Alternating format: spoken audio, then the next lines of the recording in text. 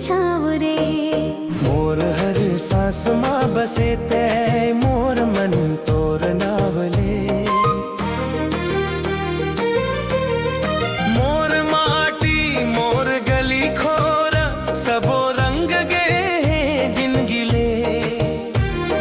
चंदा जैसन उजियार तोरा रात दिन चमके मोर जिले।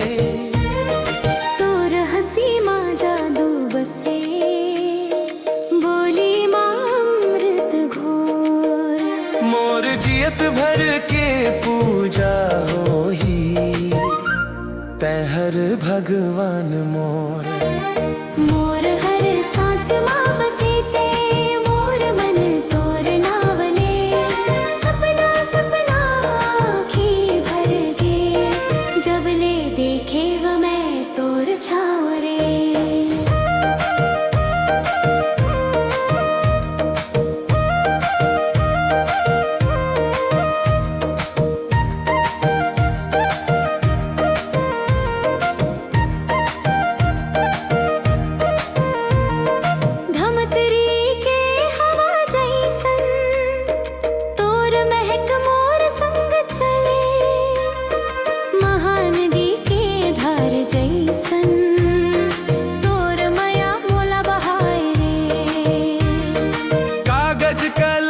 सब झूठे लागे जब तोर नैन बोले बात।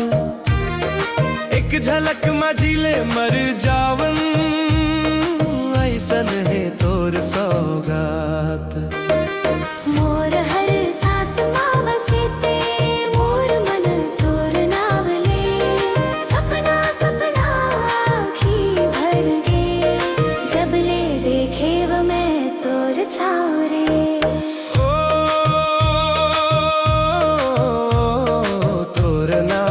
शुरू होते मोर हर एक कहानी रे।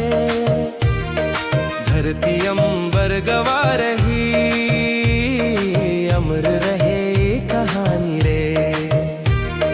तोर संग माटी सोना लागे तोर बिन सब सुनापन।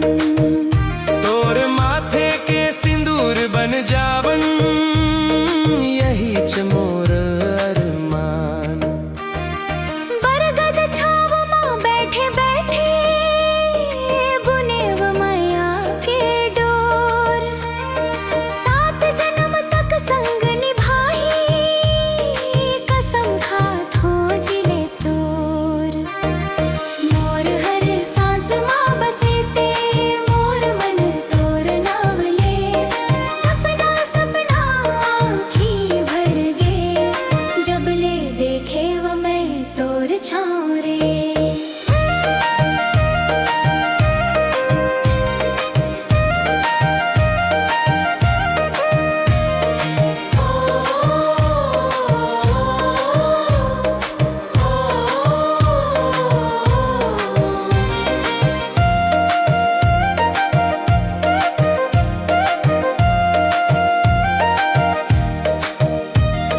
मांदर बाजे पंथी नाचे तोर नाव माँ उठे तान।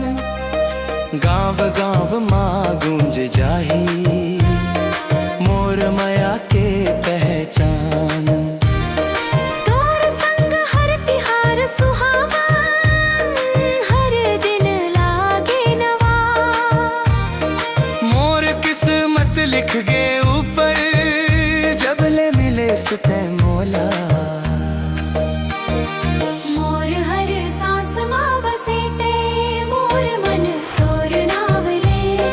सपना सपना आँखी भर गे जब ले देखे वो मैं तोर छावरे। सांस रहे या ना रहे माया तोर अमर होही। मोर आखिरी धड़कन कही ये माया सिर्फ तोर होही।